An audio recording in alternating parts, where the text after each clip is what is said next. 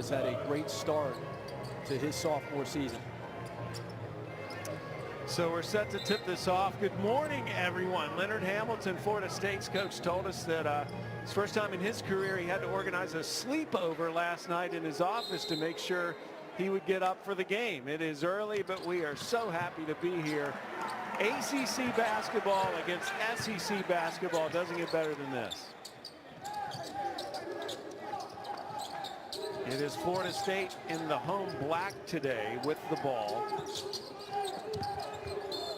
Both these teams will try to push it as much as possible. The entry pass that time fed inside to Koprivica, who is from Serbia.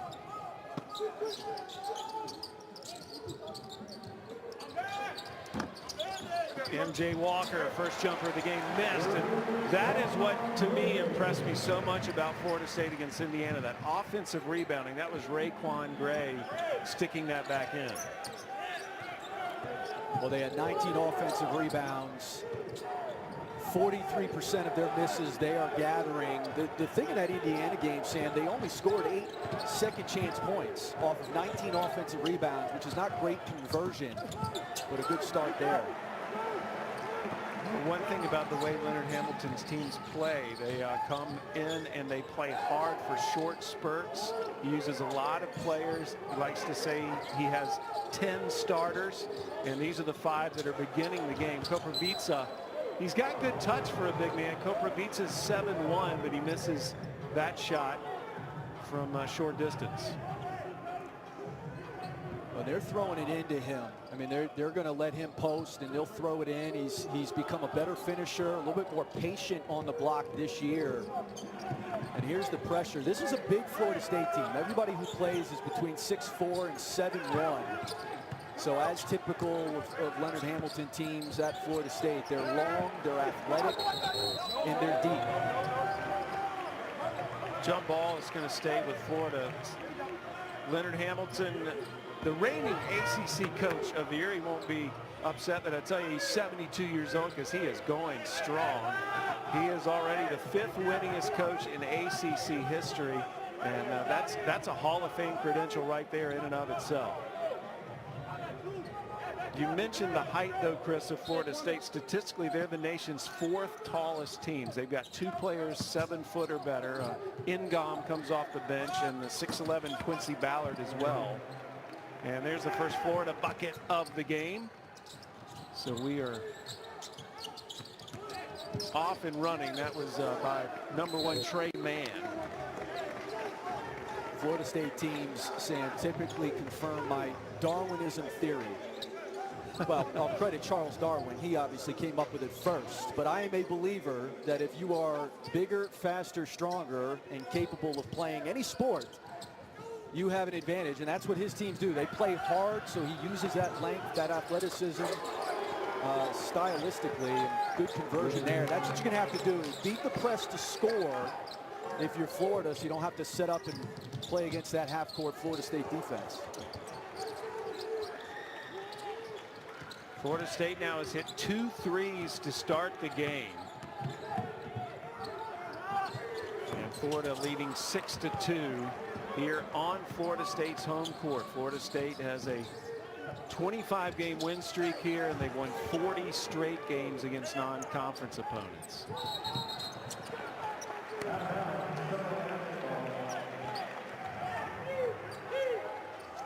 Trey Mann, again, in his 2nd season running the point. He's one of those players that has a 3.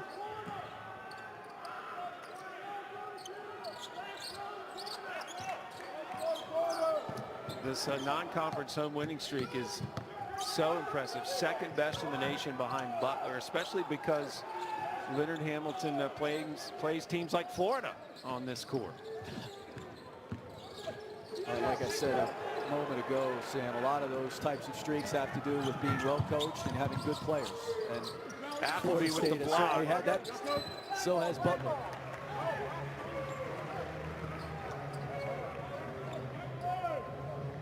So look at number 12 in white, Colin Castleton, who came over from Michigan. He did not have to sit out. The NCAA granted him a waiver, so he played for Michigan last year.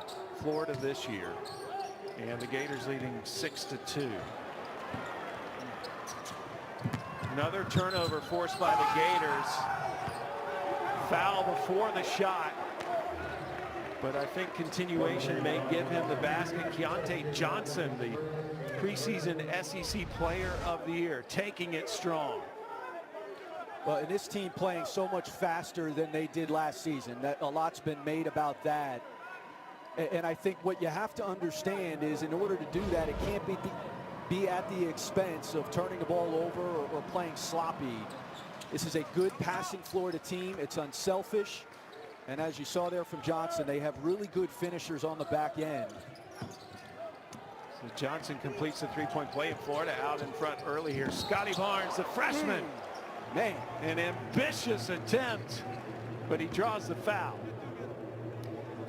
I'll tell you what, in team sports, you don't get or give confidence based on potential. And certainly Scotty Barnes has a ton of that. You get it by doing. Your teammates believe in you. You believe in yourself when you do it. And as we said about the Indiana game, he was 1 of 7 going into overtime. And I don't know if it's the innocence of youth or irrational confidence, but he hit a big-time three. I actually think the three he hit with about 3 minutes left that tied the game in overtime was bigger than the game winner. Because if they don't score on that possession, Indiana comes down, they score. It's a 5-point game in overtime. They dared him to shoot it. He stepped into it with confidence and then obviously hit the game winner. But it just shows you where he is at. He's going to struggle at times. Yeah, he's going to struggle at times. Sorry, Chris. We're having a little bit of a delay in our commentary. But what I was going to say is he said, to back you up, that his teammates the entire game just kept telling him how much they believed in him, how much he belonged there. This is a young man who was the highest rated recruit in Leonard Hamilton's history as head coach, but he was a power forward in high school, and now all of a sudden he's running the point in the ACC. How does that happen, Chris? Well, big guys, they all want to be guards now, but he's, you know, look, he's trying to play the point guard position, like you said, in the ACC, and he's making it look easy. You know, and I think if you opened up his brain, you'd see wires crossing and sparks flying probably. It's great conversion there. Johnson with the strong finish off the assist from Appleby. That was beautiful. Keontae Johnson with the alley-oop. Well, they are kicking Florida State's butt down back, converting off of pressure, turnovers, and missed baskets. Florida.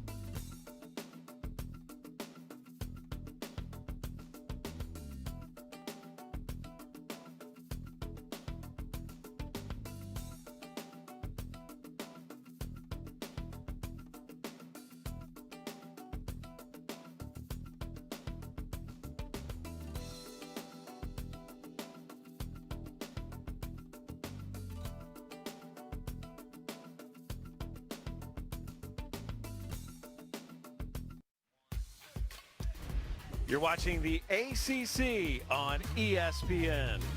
Florida State would have been a top 4 seed, most people believe, in the NCAA tournament last year. It was a fantastic, historic season for the Seminoles, as Florida State had 2 NBA first-round draft picks off of that team. Leonard Hamilton's team was picked to finish 5th in the preseason and ended up going undefeated at home en route to its first ACC regular season title, and they were crowned conference champions at the tournament when it was canceled. It was the first ACC regular season title for Leonard Hamilton's Seminoles teams, and just one of those programs that could have had a magical run in the tournament. But they have certainly reloaded, and I think Florida State, even though they're only ranked number 20, Chris, so there's a lot of buzz around this Seminole team and what they could do over the course of the season. Well, you know, they're no longer the little engine that could, not that they ever were, but I think sometimes they get treated that way. And, I mean, look, they had 2 lottery picks in this last draft, and they're turning guys over in their program. They're getting guys to stay within this program, and then they're sprinkling in a talented freshman here or there, Patrick Williams last year, who was really their only inexperienced player. We have a player down on the court. We'll try to get more information, and we'll be back in just a second.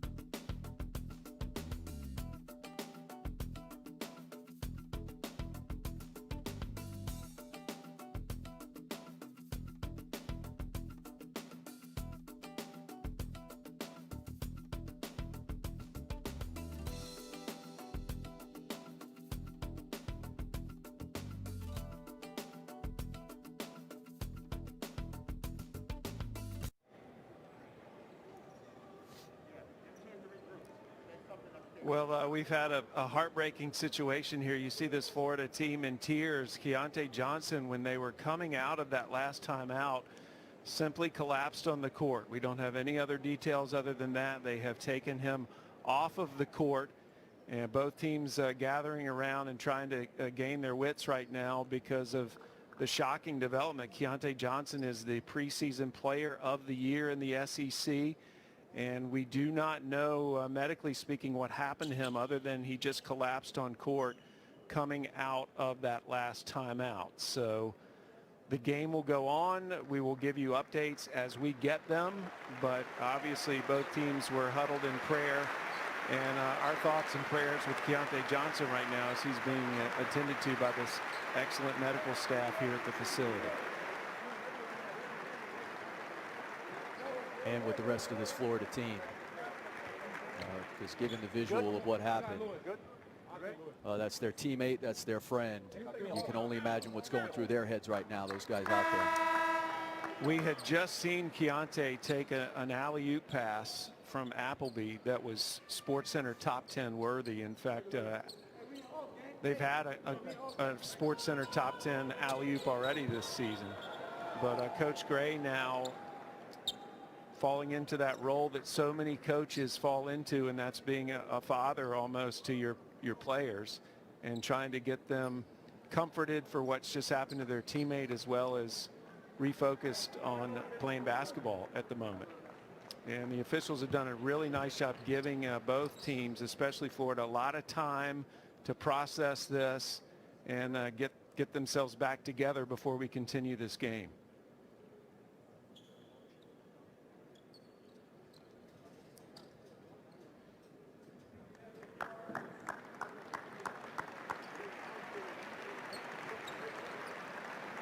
So Johnson will continue to try to get you some information on that. It has been a good start for Florida in this basketball game, as Florida 4 of 8 shooting. They've already hit 2 threes, and they lead Florida State 11-3. But the remainder of this game, who knows what it's going to do to this Florida team as well as Florida State, with Johnson leading like he did. It's Florida State's basketball. We've resumed the first half here with just over 16 minutes to play.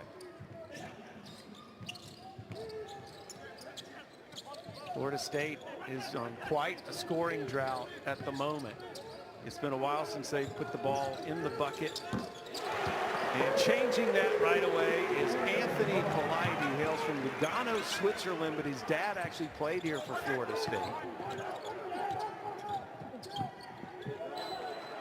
Well, when they get a shot, Sam, they can convert. The problem's been the turnovers, and what the turnovers have done to supplement Florida's offense. Already 8 points, 8 of the 11 Florida points off of Florida State turnovers. 4 early turnovers on the Seminoles, as they are now back to within 5. Florida's first offensive possession since that lengthy timeout.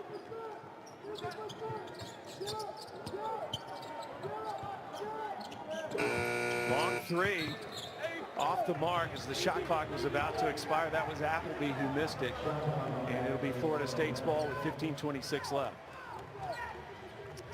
Yeah, Appleby's been a human highlight reel this year for Florida, as he's thrown 3 alley-oops already. One of them was on SportsCenter last weekend.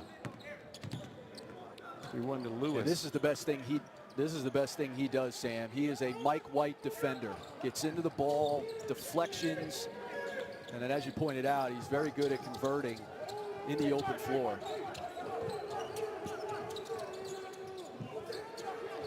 See Florida trying to play much faster this year and press. Barnes knocks down the 3. Scotty Barnes had 5 of his 9 points in overtime against Indiana. I know he's a little happier to get a good start today.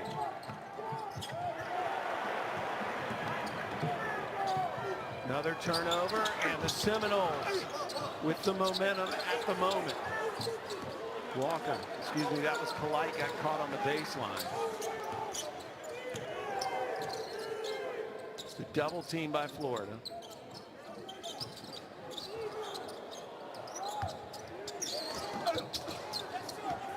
Three is short, and the Gators will push it.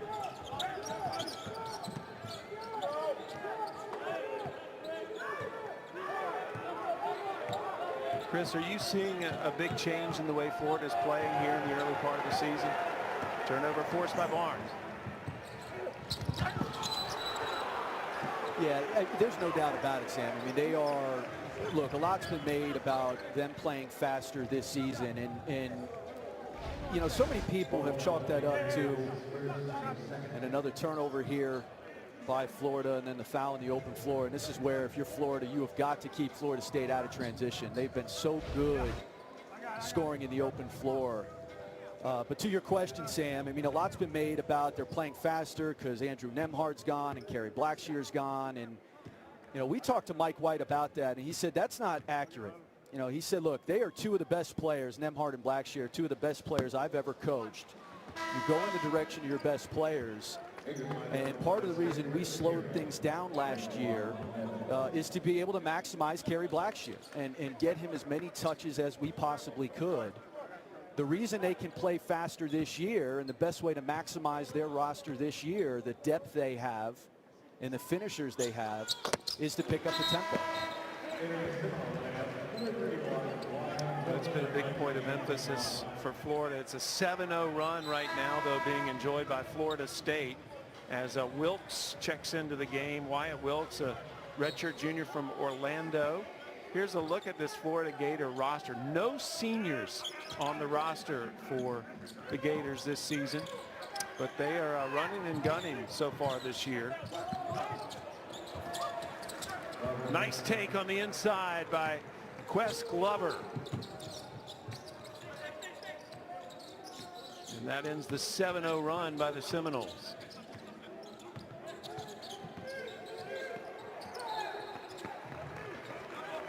Good hand by DeRucci. DeRucci into the game from Germantown, Maryland.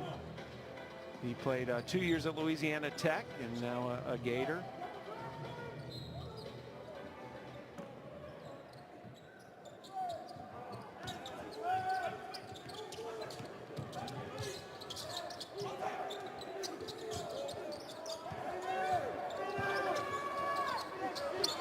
Physical Florida State team. Unfortunately, though, that would not go in for Raekwon Evans.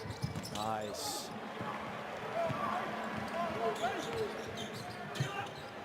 Both teams having trouble finishing.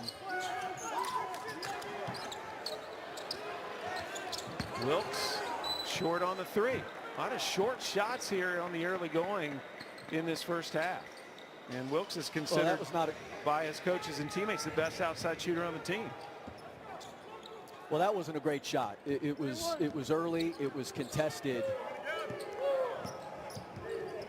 And again, you want to play fast, and I understand playing fast. It can't be at the expense of turning the ball over or taking quick bad shots. That shot missed by Lewis, but the stick back is very much good.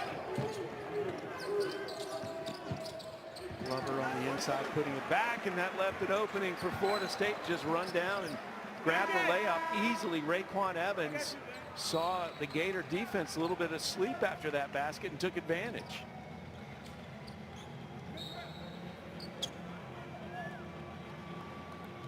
Evans, his dad played at University of Montana.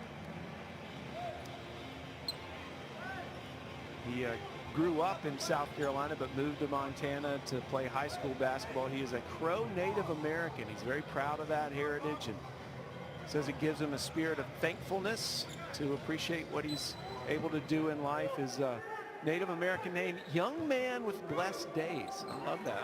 I want that to be my name, especially the young man part. He is what college basketball is all about. You mentioned he lived in Montana. He actually lived on a reservation in Montana.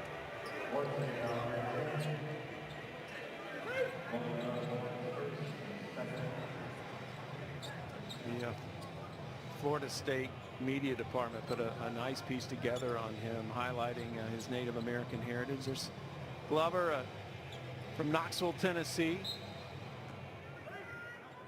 And again, Keontae Johnson, the preseason player of the year, out after collapsing coming out of a timeout. We don't know the nature of what exactly happened. We just know he's not on the floor. Florida has maintained its lead, however, since he left the game. It's a good start for the Gators. Koprivica draws the foul.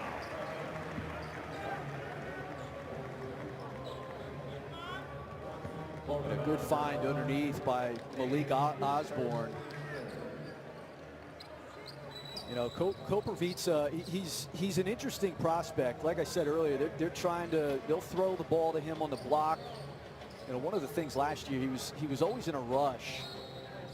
Playing a little bit more patiently this year. He's got a really